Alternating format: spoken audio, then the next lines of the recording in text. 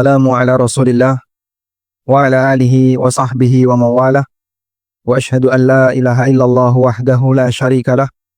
Wa ashhadu anna Muhammadan abduhu wa rasuluh.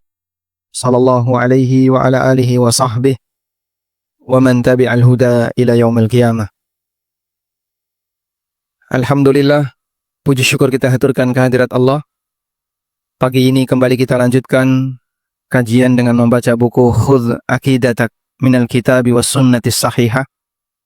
Dan insyaallah kita mau membahas tentang masalah syafaat. Halaman berapa? 22. Yang ini halaman berapa? Sama. Nah, kita baca pertanyaan yang kelima. Fadhal. Bismillah, salatu wassalamu ala rasulillah wa ba'du. As-su'al al-khamis. Mimman nadlubu syafa'at ar-rasuli sallallahu alaihi wasallam? Al-jawab, nadlubu syafa'at ar-rasuli min Allah. Qala ta'ala, qul lillahi syafa'atu jami'a. Surah Az-Zumar. Wa'allama sallallahu alaihi wasallam as-sahabiyya ayyakul Allahumma syafi'hu fi hasanun sahihun rawahu at-Tirmidzi. Wa qala sallallahu alaihi wasallam inni tabatu da'wati syafa'atan yaumal qiyamati Da'wati. Inni ikhtaba'tu da'wati. inni ikhtabatu Da'wati. syafa'atan yaumal qiyamati man mata min ummati la yusyriku billahi.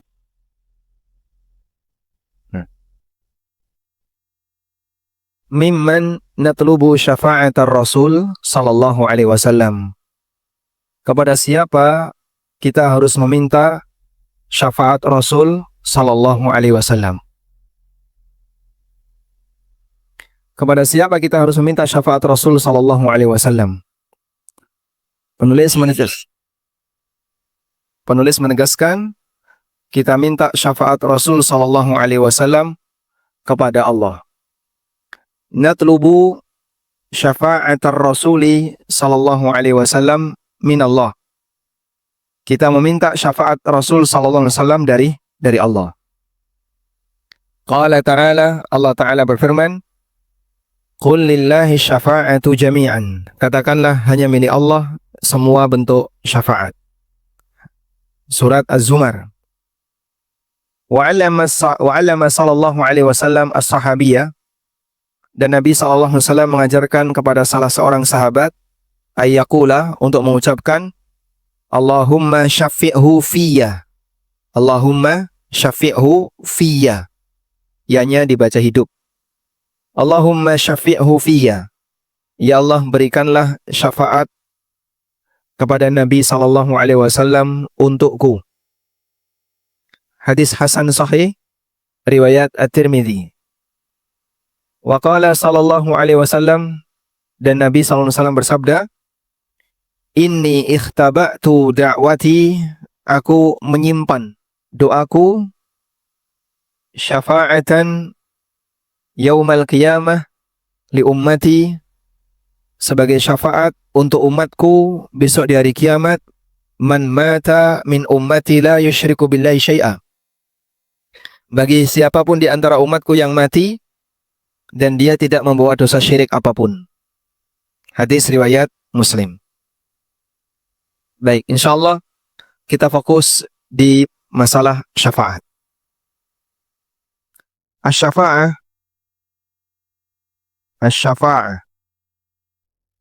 secara makna bahasa berasal dari kata asy-syaf'u. Asy-syaf'u. Apa arti dari kata asy-syaf'u? Indimamu syai'ain. Indimam syai'ain. Ketika ada dua benda yang bergabung, ini namanya asy-syaf'u. Bergabungnya dua benda menjadi satu, ini namanya asy-syaf'u. Karena itu angka genap dalam bahasa Arab disebut dengan asy-syafa'. Angka genap dalam bahasa Arab disebut asy-syafa'. Allah Subhanahu wa taala berfirman, wal fajr, walayalin ashar, wasyaf'i, wal watar. Di antara sumpah Allah Subhanahu wa taala, qala ta'ala, Allah berfirman, wasyaf'i wal watar, demi yang genap dan yang ganjil. Sehingga di situ dikontraskan antara asy-syafa' dengan al-watar untuk memberikan makna asy-syafa' artinya genap, al-watar ganjil. Dan yang ada dalam alam ini antara genap dan ganjil.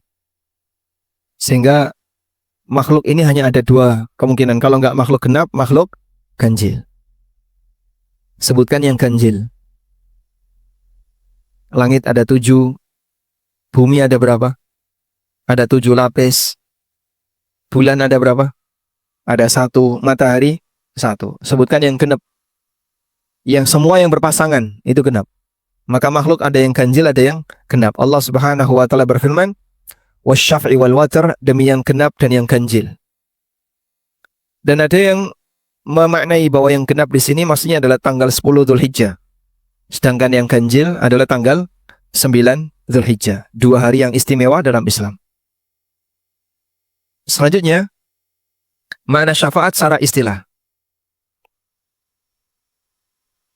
Syafaat secara istilah.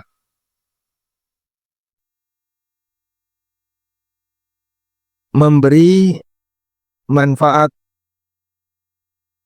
kepada orang lain. Memberi manfaat kepada orang lain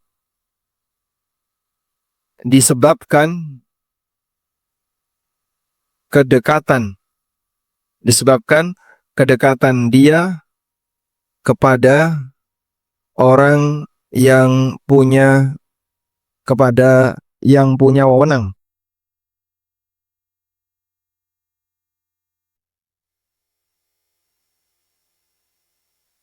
Syafaat secara istilah adalah memberi manfaat kepada orang lain disebabkan kedekatan dia kepada yang punya wewenang. Sehingga misalnya A pejabat, kemudian di sini ada B. B punya kedekatan dengan pejabat. Tapi kalau A mau berhubungan langsung dengan pejabat, tidak bisa. Maka dia nggak punya peluang untuk dikabulkan kalau langsung hubungi pejabat. Maka dia hubungi lewat B. Kemudian oleh B disampaikan kepada pejabat. Seperti ini proses syafaat. Sehingga status B di sini adalah asy-syafi', pemberi syafaat. Ini disebut pemberi syafaat. Sehingga dengan kedekatan B kepada pejabat dimanfaatkan oleh A untuk mengajukan proposal atau bantuan apapun, sehingga pejabat ini mau peduli dengan apa yang diajukan oleh A. Nah, maka status B di sini apa? Pemberi syafaat. Ya. Selanjutnya, syafaat ada 2. Syafaat ada 2. Pertama, syafaat dalam urusan dunia. Syafaat dalam urusan dunia. Syafaat dalam urusan dunia berarti bentuknya tadi membantu orang lain untuk mendapatkan manfaat tertentu disebabkan kedekatan kita kepada pihak yang berwenang. Dan syafaat dalam urusan dunia ini pertama termasuk amal soleh. Dimotivasi oleh Nabi SAW sehingga perbuatan seperti ini berpahala. Sebagaimana yang disabdakan oleh Rasul SAW dalam hadis dari Abu Musa al-Asy'ari radhiyallahu anhu, hadis riwayat Bukhari dan Muslim. Nabi SAW, kana Rasulullah SAW idza ja'ahu sa'il aw tulibat ilaihi hajatun apabila ada orang yang meminta Rasulullah SAW atau ada orang yang butuh Nabi SAW, qala ishfa'u tu'jaru. Nabi SAW meminta kepada para sahabat, berikanlah syafaat, niscaya kalian akan diberi pahala. Wa yaqdillahu ala lisani nabihi sallallahu alaihi wasallam ma syaa. Dan Allah putuskan melalui lisan nabinya sallallahu alaihi wasallam sesuai dengan apa yang dia kehendaki. Maksud dari hadis ini, Nabi sallallahu alaihi wasallam punya beberapa sahabat-sahabat dekat. Kalau ada orang jauh, ada sahabat dari jauh yang nggak kenal, datang kepada Rasulullah SAW, punya kebutuhan tertentu karena beliau seorang kepala negara. Maka Nabi SAW menawarkan kepada sahabat-sahabat dekat ini, Ishfa'u tu'jaru. Berikanlah syafaat agar kalian mendapatkan pahala. Sehingga sahabat-sahabat ini dimotivasi oleh Rasulullah SAW, coba kamu tampung dulu. Kamu tampung dulu harapan orang yang mau datang ini. Dia mau apa? Nah, nanti kalau itu layak disampaikan, sampaikan kepada aku. Nanti kalian dapat pahala. Ishfa'u tu'jaru. Nah, tujuannya adalah memberi kesempatan bagi yang ada di sini dapat pahala. Sehingga sahabat-sahabat itu bisa dapat pahala dengan cara jadi maklar yang menghubungkan antara orang yang mau ketemu Nabi SAW. Bahasa kasarnya maklar ya. Tapi maksudnya adalah pemberi syafaat. Bapak mau apa? Sampaikan dulu ke saya. Nanti saya sampaikan kepada beliau. Nah, agar mereka bisa mendapatkan pahala. Lebih dari itu, manfaatnya adalah agar tidak semua orang bisa ketemu langsung Rasulullah SAW dengan cara mudah. Sehingga filternya sahabat-sahabat dekat. Filternya sahabat dekat. Melalui filter ini, nanti bisa diketahui antara orang yang berniat baik atau berniat jahat. Antara orang yang dia mau serius atau cuma main-main. Dengan filter tadi. Dan ini idealnya kalau misalnya ada orang yang dibutuhkan oleh banyak orang, ada sosok yang dibutuhkan banyak orang, maka dia perlu pasukan khusus yang memfilter. Sehingga kalau ada yang butuh, lewat filternya ini. Nah, filter ini bisa berpeluang dapat pahala jika dia memudahkan orang lain yang butuh untuk menghubungi Nabi SAW. Dan ini syafaat dalam urusan dunia. Karena sesama muslim bisa memberikan syafaat kepada yang lain. Maksudnya dalam urusan dunia. Selanjutnya, syafaat ini tidak boleh berbayar. Amal soleh dan tidak boleh berbayar. Sehingga statusnya harus amal sosial. Amal sosial artinya jangan kau komersilkan. Jangan kau komersilkan, jangan minta bayaran. Sebab ini amal sosial. Oleh karena itu pejabat misalnya, aparat, saya kenal sama Yawan, HRD, saya kenal untuk bagian rekrutmen saya tahu. Masukkan saja berkasmu, nanti saya bantu. Berani berapa? Ini bukan bantu, Pak. Kalau membantu kok minta. Saya bantu nanti. Kalau kamu berani sekian, saya bantu. Ini bukan membantu, ini namanya malak. Dan itu banyak sekali ya. Makanya sangat ditakutkan kalau budaya seperti ini bertahan. Masuk ke instansi ini ngerepoti orang tua. Karena orang tua harus menyediakan ratusan juta agar anaknya berhasil masuk. Sebab apa? Titipan-titipan tadi. Dititipkan ke ini, dititipkan ke ini, dititipkan ke ini. Terus setelah dititipkan, mereka berhasil. Ketika mereka berhasil, kira-kira targetnya apa? Targetnya apa? Hah? Apa, Pak? Korupsi. Dia akan berusaha gimana biar balik modal. Dengan cara apapun. Akhirnya kalau dia sulit untuk mencari peluang, karena tempatnya bersih misalnya, maka dia akan cari kotoran di luar. Dan ini budaya yang sangat berbahaya. Oh, tapi kan kita tidak merugikan negara. Gimana tidak merugikan negara? Itu sangat merugikan negara. Dan klaim mereka ini kan antarodin, saling ridho. Judi juga antarodin. Sogok itu memang bisa jadi antarodin. Tapi antarodin di sini tidak diakui karena saling ridho untuk sesuatu yang haram, hukumnya haram.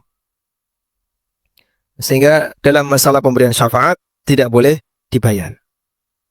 Baik. Yang kedua, syafaat dalam urusan agama. Nah, ini berangkat dari keyakinan. Berangkat, saya tulis berangkat, dari ideologi atau keyakinan. Dari keyakinan. Sehingga seseorang punya keyakinan tertentu, lalu dia mempercayai adanya syafaat itu. Kalau dia tidak punya keyakinan, maka dia tidak akan percaya ada syafaat itu. Bisa dipahami ya? Baik. Ini saya tulis syafaat dalam urusan agama. Di sana ada yang benar, ada yang dibenarkan, dan ada yang salah. Ada yang salah.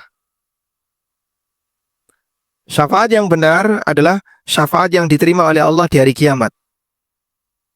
Syafaat yang diterima di hari kiamat. Ada syafaatul uzma, ada syafaat para nabi, dan seterusnya. Ini rinciannya nanti ya. Saya tulis menyusul. Apa ini? Menyusul nanti tidak dicatat menyusul. Intinya nanti akan kita rincikan mengenai makna syafaat yang benar. Yang kedua, sekarang kita beralih ke syafaat yang salah. Syafaat yang salah ini berangkat dari akidah yang salah. Karena keyakinan yang salah. Contohnya apa? Satu, meyakini arwah orang saleh bisa mengantarkan doa. Arwah orang soleh bisa mengantarkan doa hamba kepada Allah.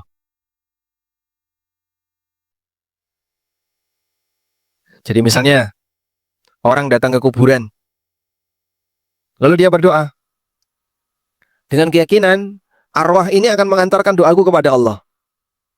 Ini syirik akbar. Kok bisa Pak itu syirik akbar? Jelas itu syirik akbar, dan ini praktek musyrikin jahiliyah di masa Nabi SAW. Apa dalilnya? Dalilnya firman Allah Subhanahu wa taala. Di surat Az-Zumar, Allah Subhanahu wa taala menyebutkan bagaimana keyakinan orang-orang musyrikin ketika mereka menjelaskan tentang alasan mengapa mereka menyembah selain Allah. Walladzina ittakhadhu min dunihi awliya ma na'buduhum illa liyuqarribuna ilallahi zulfa. Orang-orang yang menjadikan selain Allah sebagai Tuhan yang mereka sembah. Mereka mengatakan, ma na'buduhum illa liyuqarribuna ilallahi zulfa. Kami tidaklah menyembah mereka, menyembah berhala itu, kecuali agar berhala itu mendekatkan kami kepada Allah. Ada di mana ini? Surat Az-Zumar ayat 3. Dalilnya kenapa syirik akbar? Anda bisa baca di surat Az-Zumar ayat berapa? 3. Juga firman Allah Subhanahu wa taala di surat Yunus. Allah Subhanahu wa taala berfirman di surat Yunus. Kita menuju surat Yunus. Pernyataan mereka berkaitan dengan kegiatan yang mereka lakukan meminta kepada selain Allah. Wa ya'buduna min dunillahi ma la yadurruhum wa la yanfa'uhum. Mereka menyembah selain Allah yang tidak bisa memberikan madarat maupun manfaat. Wa yaquluna haula'i syufa'auna 'indallah.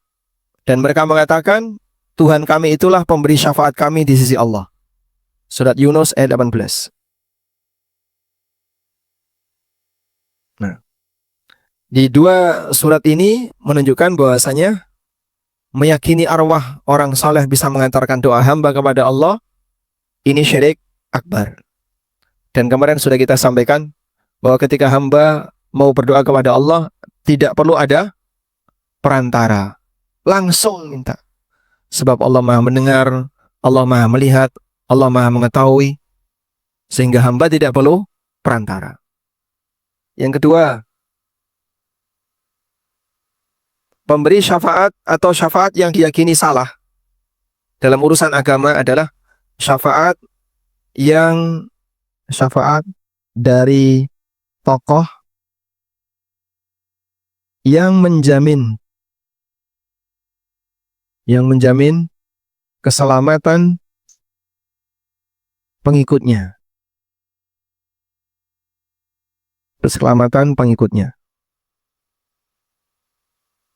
Sehingga dia bilang kepada semua anggotanya, nanti kalau kamu sudah sampai di depan pintu surga, bilang, ya, saya adalah muridnya Kanjeng Sinten. Tak tunggu di pintu surga. Saya berada di balik pintu. Pasang lapak di situ.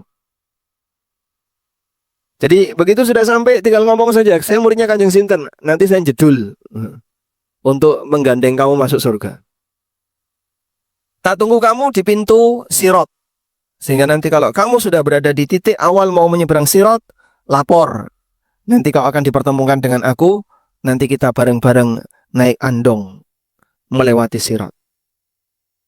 Kita punya kendaraan yang sama. Engkau kabeh numpak gendero. Naik bendera, lalu bendera itu terbang, akan mengantarkan di atas Sirat. Wah, jadi terbang ini. Nyebrang Sirat pakai bendera. Dan aneka banyolan yang lain yang biasa disampaikan oleh tokoh-tokoh menyimpang, di mana mereka berjanji, mereka menguatkan para pengikutnya akan diberi syafaat oleh para pemimpinnya. Termasuk yang banyak keluar kemarin ya, Islam Jamaah. Sehingga baiat mereka kepada imam yang ada di Kediri itu, niatnya adalah kalau kita berbaiat nanti akan diselamatkan oleh sang imam. Dan ini kedustaan dan kebohongan. Maka dari tokoh agama yang menjamin keselamatan pengikutnya, ini tidak mungkin terjadi. Baik, sekarang kita carikan dalil. Apa dalilnya kalau ini tidak mungkin? Dalilnya, Allah menegaskan orang tidak akan menanggung dosa orang lain. Wala taziru waziratun wizra ukhra. Seseorang tidak menanggung dosa orang lain. Seseorang ada di surat apa itu? Tidak nanggung dosa orang lain.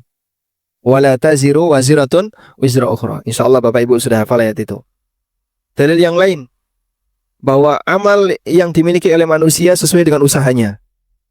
Amal itu hasil usahanya, bukan usaha orang lain. Hasil usahanya bukan usaha orang lain. Baik, kenapa Pak kok bukan usaha orang lain? Ya usaha orang lain ya untuk diri mereka sendiri, bukan untuk orang lain. Allah Ta'ala berfirman, wa allaysa lil insani illa ma sa'a wa anna sa'yahu sawfa yura. Ini ada di surat An-Najm. Wa allaysa lil insani illa ma sa'a wa anna sa'yahu sawfa yura. Jadi surat An-Najm ada beberapa prinsip yang seragam antara Al-Quran dengan isi suhuf Musa dan Ibrahim. Am lam yunabba bima fi suhufi Musa wa Ibrahim alladhi waffa alla taziru waziratu wizra ukhra wa an laysa lil insani illa ma sa'a. Tidakkah kamu sudah diberi berita? Tidakkah dia sudah diberi kabar? Bima fi suhufi Musa, apa yang tertuang dalam suhuf Musa, Wa Ibrahim alladzi waffa, dan suhufnya Ibrahim yang telah beliau penuhi. Alla taziru waziratun wizra ukhra. Isinya ini. Alla taziru waziratun wizra ukhra. Seseorang tidak menanggung dosa orang lain. Wa allaisa lil insani illa ma sa'a. Dan seseorang tidak akan mendapatkan sesuatu kecuali dari hasil Surat An-Najm ayat 3839.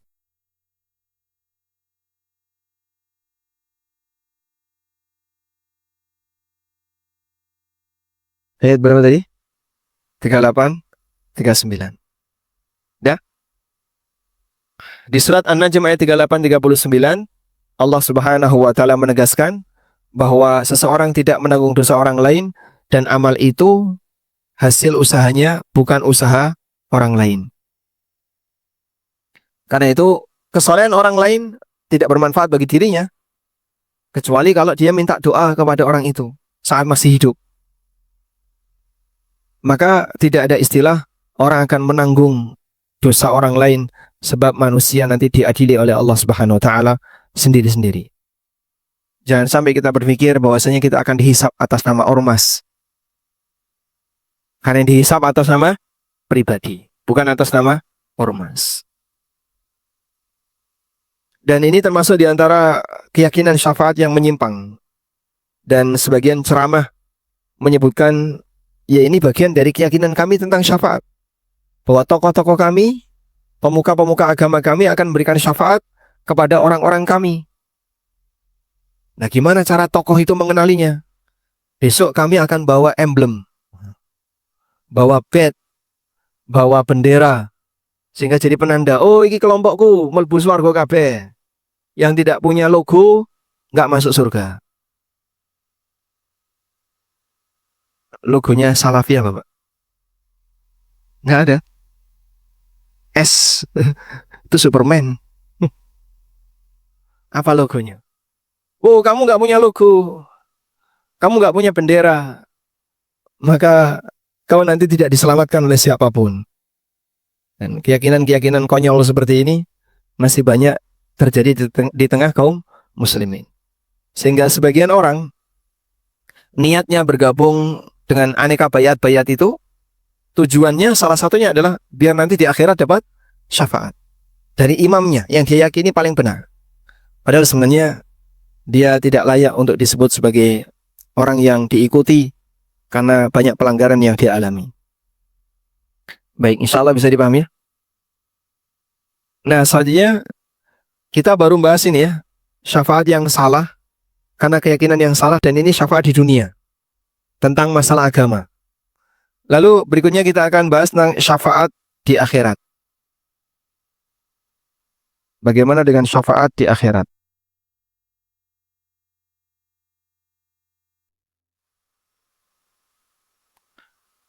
Syafaat di akhirat semuanya milik Allah. Semua milik Allah. Apa dalilnya? Ayat yang tadi dikutip oleh penulis. Qul lillahi syafa'atu jami'a. Di surat Az-Zumar. Katakanlah, segala bentuk syafaat itu hanya milik Allah. Maka syafaat hanya punya Allah. Anda catat di sini prinsip. Semua syafaat adalah milik Allah.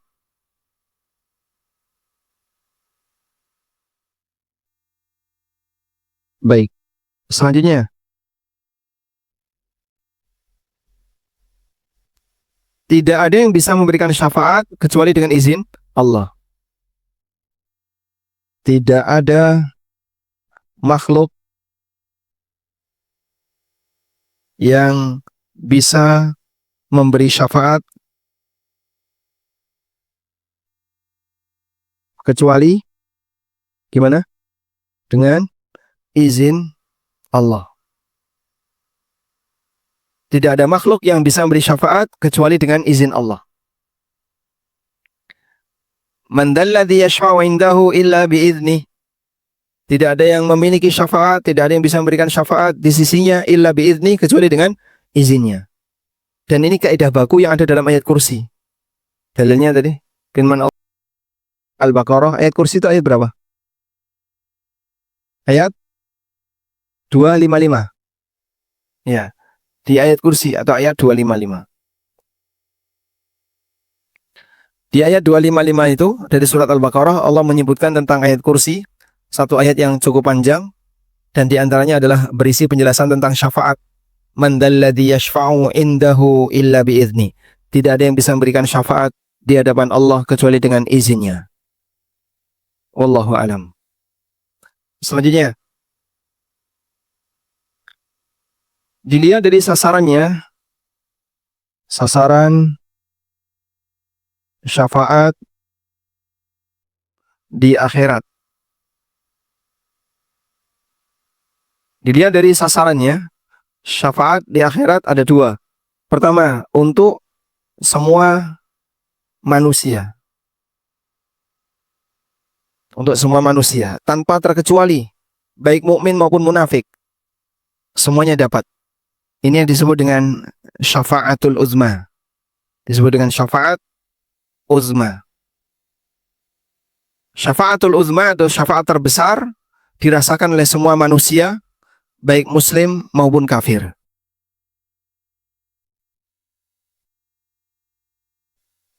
Di mana syafaatul uzma ini diberikan? Di mana? Di mahsyar.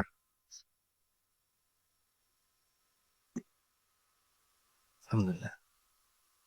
Syafaatul uzma ini di mahsyar.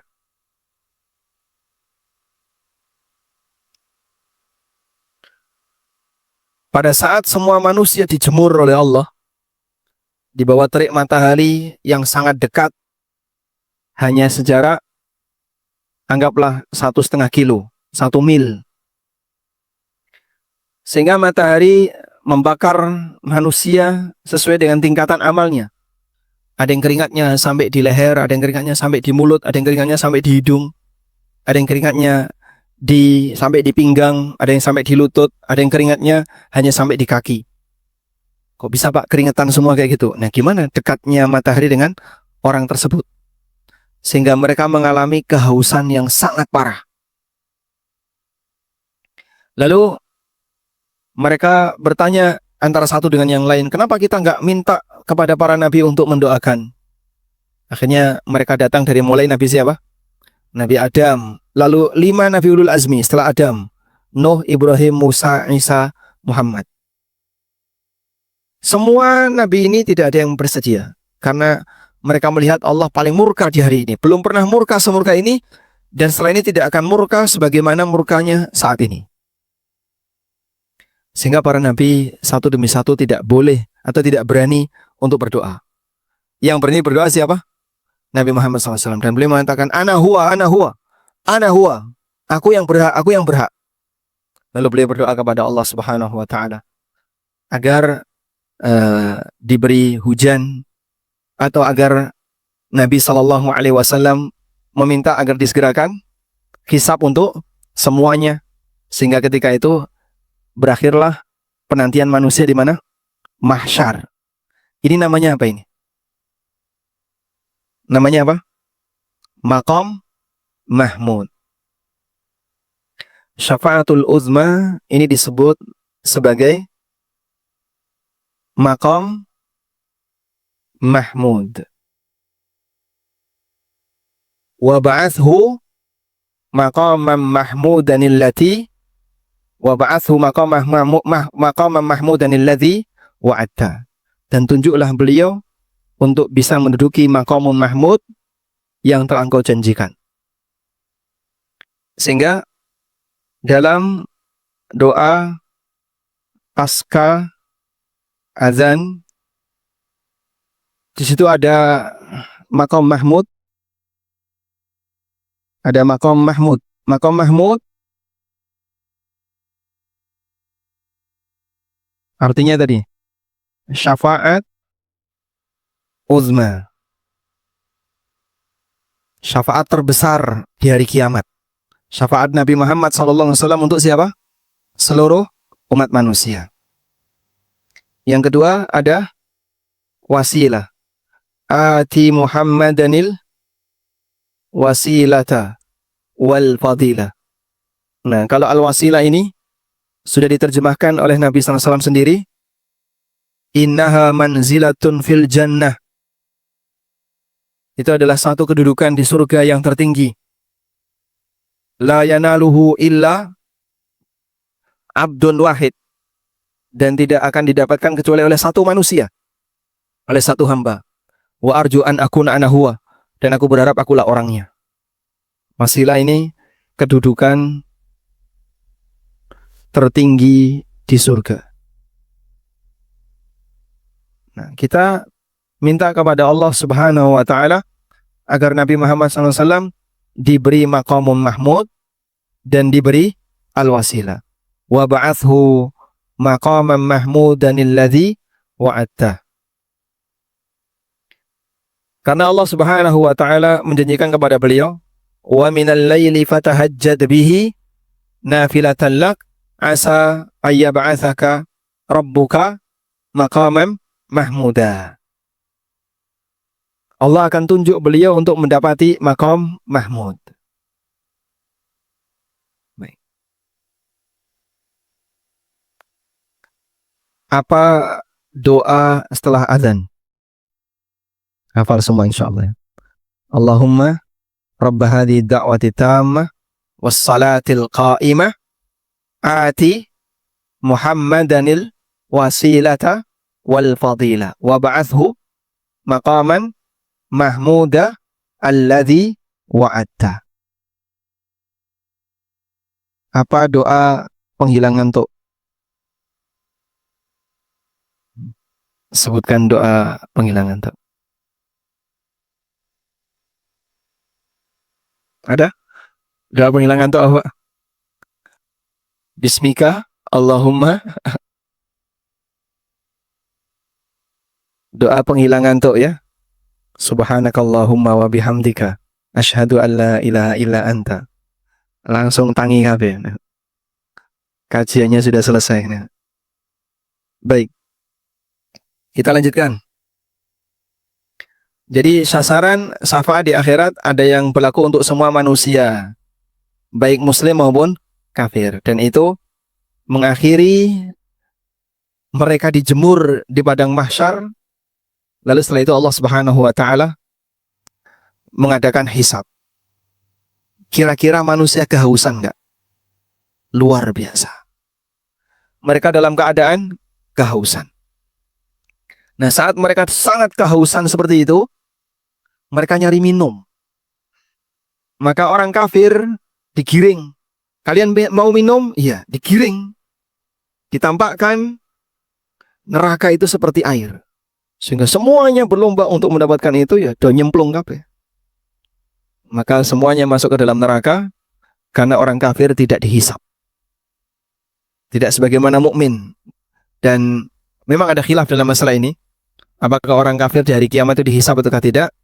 Ada yang mengatakan tidak dihisap. La nuqimu yaumal qiyamati wazna wala nuqimu yaumal qiyamati wasna. Dan kami tidak menimbang besok di hari kiamat. Tidak menimbang amalan mereka. Karena mereka kafir. Sehingga mau ditimbang apanya, nggak punya apa-apa. Maka orang kafir tidak dihisap. Sehingga saat mereka mengalami kehausan yang demikian parah di padang mahsyar, ditampakkan seolah-olah neraka itu seperti fata morgana. Akhirnya mereka lihat seperti ada air. Begitu semuanya ingin mendapatkan air tadi, nyemplung semuanya ke neraka. Sedangkan orang mukmin, setelah mereka dijemur, lalu berikutnya mereka akan dihisap oleh Allah. Selesai kegiatan itu, mereka berkumpul di telaga Nabi SAW. Dan mereka semuanya minum dari telaga Rasulullah SAW. Di saat itulah kehausan mereka hilang. Sebab siapa yang minum telaga Nabi SAW, lam yadhma abada. Maka dia tidak akan kehausan selamanya. Ya. Minum zam-zam ya. Minum zam-zam, berdoa kepada Allah. Ya Allah, aku mohon kepadamu, berikan aku kemudahan untuk minum air telaga Nabimu sallallahu alaihi wasallam. Sehingga saat minum zam-zam diniatkan untuk nanti di akhirat bisa minum air telaga Nabi Sallallahu Alaihi Wasallam. Baik. Yang kedua, sasaran syafaat di akhirat yang kedua, kalau tadi untuk semua manusia ya. Yang kedua adalah untuk semua mukmin. Untuk semua mukmin. Nah, syafaat untuk semua mukmin ini ada yang datang dari para nabi. Yang kedua, ada yang datang dari para malaikat. Ada yang datang dari sesama orang mukmin. Sehingga orang mukmin bisa ngasih syafaat kepada mukmin yang lain. Ada juga syafaat yang datang dari amal orang mukmin. Al-Quran bisa ngasih syafaat sebagaimana sabda Nabi sallallahu alaihi wasallam, "Iqra'ul Qur'ana fa innahu ya'ti yaumal qiyamati syafi'an li ashabihi." Bacalah Quran karena Quran ini akan menjadi pemberi syafaat yang akan datang sebagai pemberi syafaat bagi para pembacanya kelak di hari kiamat. Baik. Apa Pak dalilnya Pak? Coba kita baca beberapa dalil berikut ini. Ini adalah macam-macam yang nanti akan bisa memberikan syafaat. Mulai dari syafaat Nabi Muhammad SAW, syafaat para nabi yang lainnya, syafaat para malaikat, syafaat para syuhada, syafaatul wildan, syafaat anak-anak yang sudah mati sebelum balik, syafaat orang mukmin antara satu dengan yang lain, dan syafaat Al-Quran. Ada 7 yang disebutkan di sini ya. Kita baca satu-satu. Syafaat Nabi Muhammad Sallallahu Alaihi Wasallam. Tentang syafaat Nabi Muhammad Sallallahu Alaihi Wasallam, ini seperti yang disebutkan dalam hadis yang sahih. Ada banyak sekali ya. Mulai dari syafaatul uzma, syafaat agar beliau membukakan pintu surga, syafaat bagi yang tinggal di Madinah dan wafat di Madinah, dan beberapa kondisi syafaat Nabi Sallallahu Alaihi Wasallam. Baik. Ini syafaat Nabi Muhammad SAW beragam. Lalu syafaat para nabi yang lain kita baca di sini.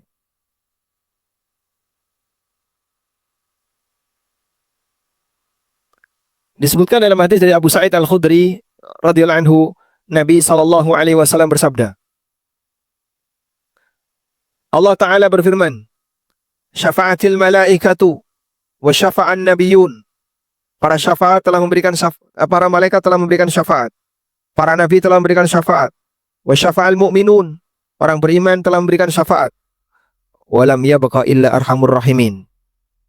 Dan tinggal satu, yaitu Allah Ta'ala, zat yang maha kasih sayang. Fayaqbidu qabdatan minan nar. Lalu Allah Ta'ala nyakup. Tahu nyakup Pak? Fayaqbidu qabdatan minan nar. Lalu Allah menyakup. Bahasa Indonesianya nyakup apa? Raup. Meraup. Meraup, menyakup sekali cakupan. Fayukhriju minha qauman. Lalu Allah keluarkan darinya banyak sekali orang yang lam ya'malu khairan qattu qad adu humama, yang mereka sama sekali belum pernah beramal soleh dan mereka sudah gosong. Dan di sini sahih diriwayatkan oleh Bukhari dan Muslim dari sahabat Abu Sa'id Al-Khudri. Maka dalam satu hadis ini kita bisa melihat semuanya memberikan syafaat, mulai dari para nabi, para malaikat, lalu sesama orang yang beriman. Dah? Selanjutnya, ini tadi disebutkan di mana? Hadis, Anda tulis hadis dari Abu Sa'id Al-Khudri yang diriwayatkan oleh riwayat Bukhari dan Muslim. Bagaimana orang beriman bisa memberi syafaat kepada orang beriman yang lain? Kalau malaikat memberi syafaat, cukup mudah untuk bisa kita terima. Bagaimana orang beriman bisa memberi syafaat kepada orang beriman yang lain? Coba kita lihat bentuk syafaat sama orang beriman.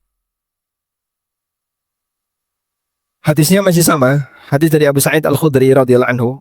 Nabi SAW bersabda, "Fama antum bi ashaddali munashadatan fil haqqi. Qad tabayyana lakum minal mu'min yawma idzin lil jabbar."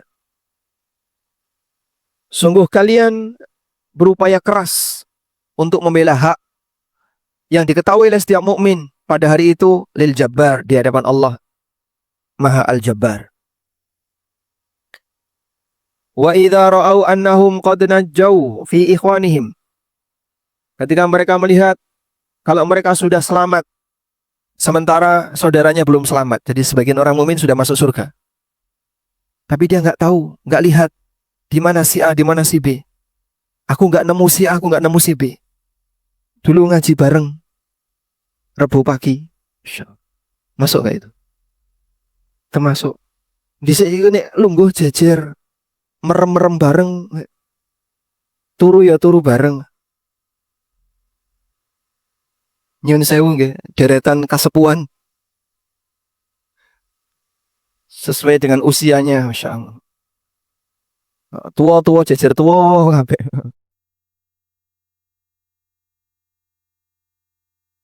Wa idza ra'au annahum qad najau fi ikhwanihim. Ketika mereka melihat diri mereka sudah selamat, yaqulun, maka mereka bertanya, Rabbana ikhwanuna, wahai Rabb kami, di mana teman-teman kami? Kanu yusalluna ma'ana, dulu mereka salat bareng kami. Wa yasumuna ma'ana, puasa bareng kami. Wa ya'maluna ma'ana, beramal bareng kami. Kok tidak ada di surga? Wa yaqulullahu ta'ala, maka Allah Ta'ala berfirman, idhabu, sekarang berangkatlah kalian ke neraka. Faman wajadtum fi qalbihi mithqalu dinarin min imanin fa akhriju. Sekarang kalian ke neraka. Cari teman kalian. Kalau mereka punya iman seberat 1 dinar, keluarkan. Wa yuharrimullahu suwarahum 'alan nar. Lalu Allah haramkan orang ini wajahnya dibakar neraka. Allah haramkan wajahnya dibakar neraka. Sehingga orang di surga ini turun ke neraka untuk menyelamatkan saudara-saudaranya, teman-temannya seiman, dan dia tidak dibakar neraka. Karena tugasnya apa tadi? Mengeluarkan teman-temannya yang dulu pernah ibadah bersamanya. Fayatunahum wa ba'duhum qad ghaba fin nari illa qadamihi.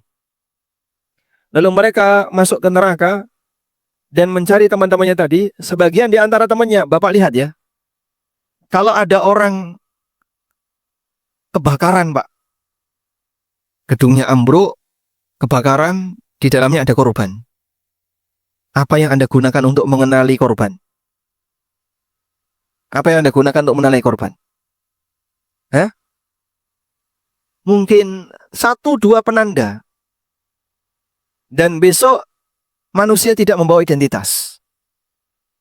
Lalu apa yang dia gunakan untuk mengenali orang yang berada di neraka? Qad ghaba fin nari illa qadamihi. Dia kehilangan temannya tadi dan sudah terbakar di neraka sampai kakinya. Sehingga yang dikenali cuma bekas kakinya. Ini kena kakinya si A ini. Ini kakinya si A. Diselamatkan. Wa ila ansafi saqaihi. Ada yang sampai pertengahan betisnya. Jadi hanya menggunakan pengenal yang belum sempat terbakar. Kakinya ini belum. Ada yang sampai pertengahan betisnya sesuai dengan yang Allah kehendaki. Fayukhrijuna man arafu. Maka mereka pun mengeluarkan orang yang mereka kenal. Tsumma yaudun, kemudian mereka kembali. Fayaqulu, kemudian Allah Subhanahu wa taala perintahkan, idhabu, sekarang berangkat lagi ke neraka. Faman wajadtum fi qalbihi mithqala nisfi dinarin. Kalau kalian jumpai ada orang yang di hatinya punya iman seberat 1/2 dinar.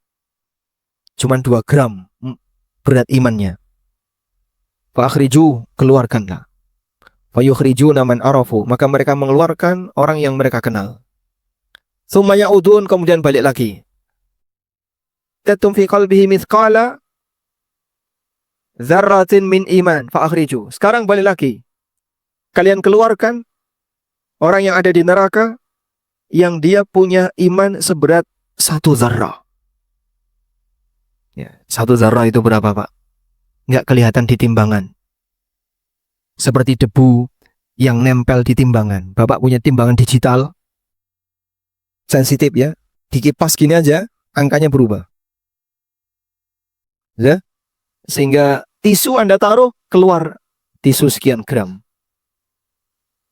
Tisu Anda belah, Anda taruh, itu ada angkanya sekian gram. Ada beratnya.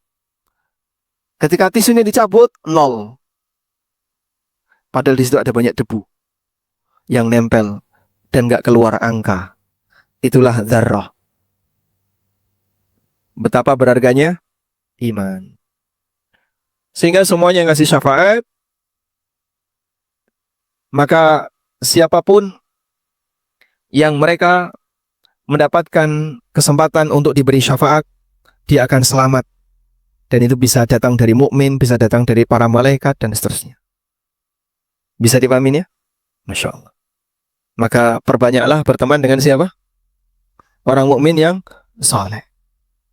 Ternyata mereka tidak hanya memberi manfaat ketika di dunia, tapi mereka juga bisa ngasih manfaat di akhirat. Apa manfaat orang mukmin ketika di dunia? Apa manfaat temannya di dunia, Bapak? Ini bermanfaat nggak bagi Bapak? Nggak bermanfaat. Apa manfaat dia? Ngobrol bareng, Masya Allah. Sehingga manfaat orang mukmin berlaku di dunia, bisa saling ngasih nasihat. Ketika ada mukmin yang mampu, dia bisa ngasih zakat kepada mukmin yang tidak mampu, dan seterusnya. Dan di akhirat mereka juga bisa ngasih manfaat. Selanjutnya, dalam situasi itulah semua yang tadi kita sebutkan ini bisa ngasih syafaat. Makanya kalau ada orang yang mengatakan, loh, kita itu harus minta syafaat kepada para nabi. Ya, kamu minta syafaat kepada sama orang mukmin. Karena orang mukmin juga bisa ngasih syafaat. Jadi salah satu dialog terkait syirik minta syafaat, mereka kadang minta syafaat ke arwahnya orang-orang soleh. Syafaat tadi, Pak, biar doanya apa? Cepat dikabulkan. Atau yang kedua, nanti diselamatkan oleh arwah orang soleh ini di akhirat. Maka dibantah oleh para ulama Ahlussunnah, kalau begitu kau minta syafaat kepada bayi yang mati sebelum, anak yang mati sebelum balik, itu juga bisa ngasih syafaat. Kenapa kau gak minta doa kepada, atau bayi yang mati sebelum balik, anak yang mati sebelum balik? Kau minta syafaat kepada mereka. Karena itu bisa ngasih syafaat. Ya. Karena itu Nabi SAW menyebutkan, di antara yang bisa memberi syafaat adalah al-wildan. Al-wildan. Dalam hadis dari Abu Hurairah radhiyallahu anhu, Nabi SAW bersabda, la yamutu li muslimin thalathatun minal walad fayalijun nara illa tahillatal qasam.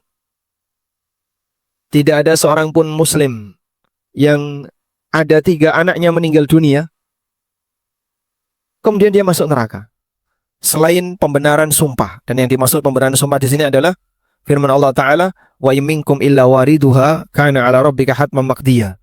Setiap orang pasti akan melewati neraka. Maksud melewati neraka, nyebrang neraka.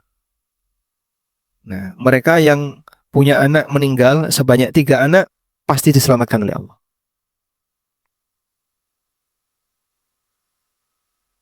Bagaimana kalau yang meninggal 2 anak, itu juga diselamatkan oleh Allah? Di sini ada seorang wanita yang mengatakan, faqalat imra'atun minhun, ada seorang wanita mengatakan, awithnani ya Rasulullah, bagaimana kalau 2 anak ya Rasulullah? Qala, kata Nabi SAW, awithnain, termasuk 2 anak.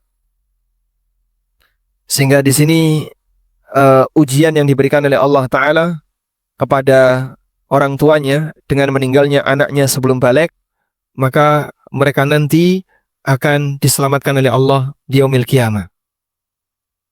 Nah, anak yang mati sebelum balik itu disebut dengan da'amisul jannah. Da'amisul jannah.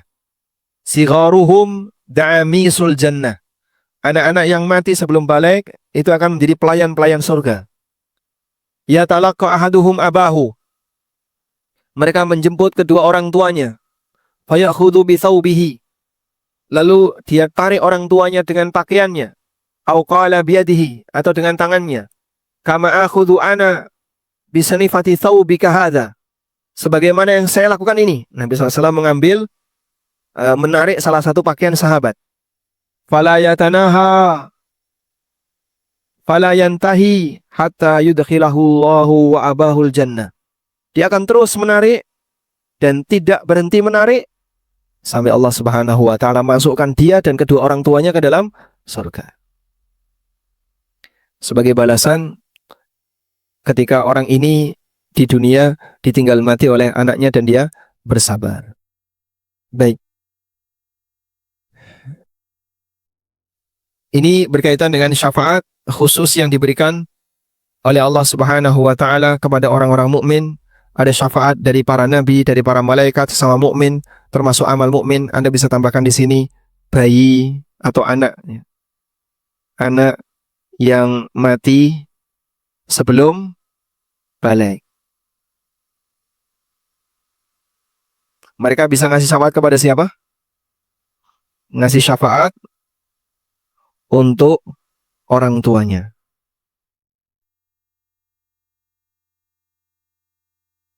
Allahu a'lam. Walhamdulillahirabbil alamin. Baik. Mungkin itu yang bisa kita sampaikan. Semoga bermanfaat. Insyaallah di pertemuan berikutnya kita masih melanjutkan bab tentang masalah syafaat, yaitu pembahasan tentang bolehkah kita minta syafaat dari orang yang hidup. Wassallallahu ala nabiyyina Muhammadin wa ala alihi wa sahbihi wasallam. Jazakallahu khairan Ustaz atas kajian di pagi hari ini. Ada satu pertanyaan. Ustaz, mohon dijelaskan dalam firman Allah di surat Al-Fath ayat ke-10. A'udzu billahi minasyaitonir rajim. Innal ladzina yubayyi'unaka innama yubayyi'una Allah. Yadullahi fawqa aydihim. Faman nakatha fa innama yanquthu ala nafsihi. Wa man awfa bima ahada alaihullaha fasayu'tihi ajran 'azima.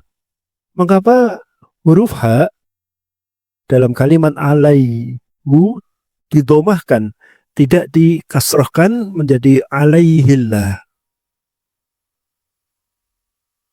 Coba kita lihat surat Al-Fatah ayat 10 sesuai dengan teks pertanyaan yang ada. Innal ladzina yubayyi'unaka innama yubayyi'una Allah. Sungguhnya orang yang membaiatmu sejatinya mereka membaiat Allah. Baiat apa yang dimaksud di sini? Surat Al-Fatah itu turun berkaitan dengan peristiwa Bai'atur Ridwan. Sehingga baiat yang dimaksud di sini adalah Bai'at Ar-Ridwan. Ada apa di Bai'at Ridwan itu? Baiat untuk mati. Dalam darahnya Utsman radhiyallahu anhu. Baiat untuk mati dalam rangka membela darah Utsman. Yadullahi fawqa aydihim. Tangan Allah di atas tangan mereka semua. Faman nakatha fa innama yanquthu ala nafsi. Siapa yang membatalkan baiat itu, hakikatnya dia membatalkan dampak buruknya kembali kepada dirinya. Wa man aufa bima ahada alaihullah, dan siapa yang memenuhi perjanjian dia kepada Allah. Nah, di sini kok kalimatnya alaihullah. Biasanya apa? Biasanya baik. Domir muttasil. Kalau huwa ini namanya apa? Domir munfasil. Namanya domir munfasil. Kalau namanya domir muttasil. Kata ganti yang bersambung dengan kata sebelumnya. Dia nggak bisa berdiri sendiri. Ya? Nah, untuk domir muttasil di sini ada dua harokat. Bisa diberi harokat dhamma apabila sebelumnya fathah atau dhamma atau wawu. Misalnya, lahu. Ya. Kalau yang dhamma, kitabuhu. Kitabnya. Nah, dikasih harokat dhamma. Atau wawu, qataluhu. Wa ma qataluhu yakina. Atau kasrah, atau sukun. Minhu. Ini semuanya dikasih harokat dhamma. Tapi kalau sebelumnya kasroh atau ya, maka dia diberi harokat kasroh. Jadi ada dua harokat. Kalau nggak dhamma, kasroh. Kalau diberi harokat kasroh, contohnya bihi, bukan bihu ya. Bacanya apa? Bihi. Contoh yang lain, fi, di sini ada ya ya. Fi, hahihu. Fihi atau fihu? Fihi. Nah, alaihi. Alaihi. Hahihu. Alaihi. Kenapa? Sebelumnya? Ya. Nah, di ayat ini bacanya alaihullah. Keluar dari aturan ya. Aturan dalam umumnya penggunaan harokat dhamir muttasilhu. Kenapa dibaca alaihullah? Ini diskusi dulu waktu masih mahasiswa ketika kita sedang belajar bahasa Arab, termasuk di antara tema yang didiskusikan ini. Nah, ada beberapa alasan kenapa ini dibaca alaihullah. Pertama, jadi di surat Al-Fatih ayat berapa tadi? 10. Itu membacanya alaihullah. Kalau dibaca hi, harusnya gimana bunyinya? Alaihillah. Alaihillah. Kalau dibaca alaihullah, ini tafkhim. Sehingga Allahnya jadi tebal. Allah, alaihullah. Kalau dibaca alaihi, jadinya tarkik. Sehingga di situ bacanya jadi tipis.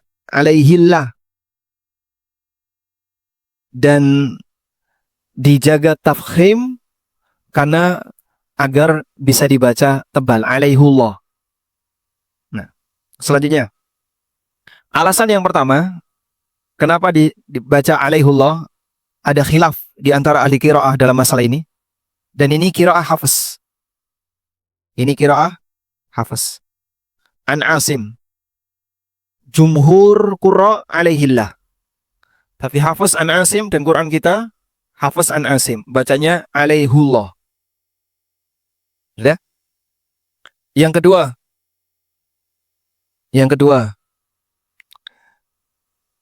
teks ini yaitu kata alaihi, setelah itu disambung dengan Allah hanya satu dalam Al-Quran. Hanya satu dalam Al-Quran. Kalau Bapak cari, tidak nemu selain ada di surat Al-Fatih ayat 10 tadi.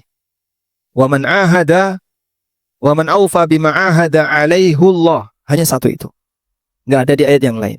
Kata alaih ditambah Allah, yang gandeng dengan Allah cuma satu dalam Al-Quran. Baik. Sehingga untuk menjaga tafkhim dalam penyebutan nama Allah, maka diberi harokat dhamma. Untuk menjaga tafkhim ketika menyebut nama Allah, maka diberi harokat dhamma. Karena cuma satu.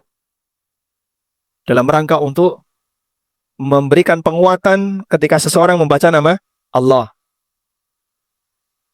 Yang ketiga,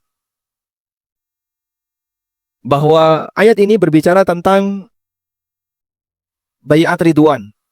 Konteks tentang baiat ridwan. Yang baiat ridwan ini adalah baiat untuk mati. Baiat siap mati. Dan itu baiat bukan baiat yang remeh. Bukan baiat yang ringan, tapi ini baiat yang besar. Maka nuansa cara baca tafkhim lebih kuat, mufakham, sehingga untuk lebih menunjukkan penguatan bentuk baiat tadi, bacanya ditafkhim.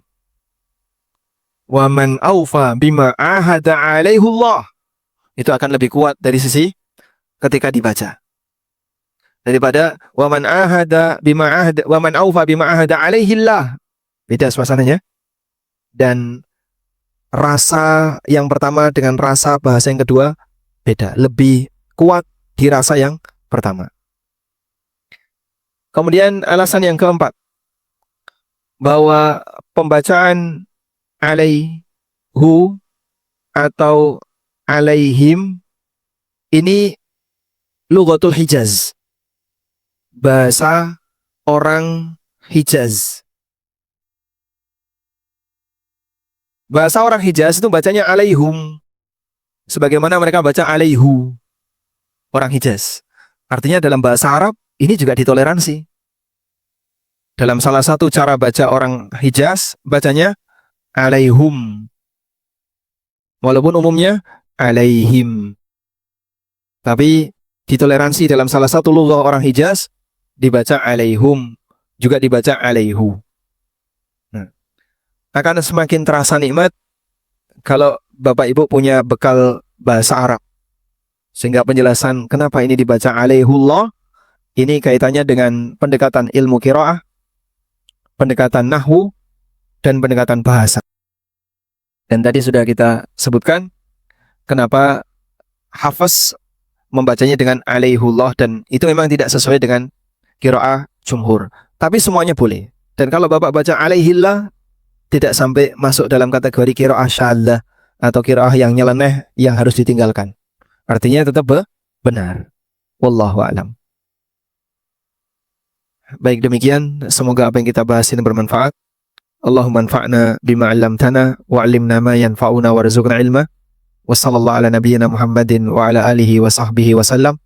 Wa akhiru da'wana alhamdulillahi rabbil alamin. Wassalamu alaikum warahmatullahi wabarakatuh. Waalaikumsalam.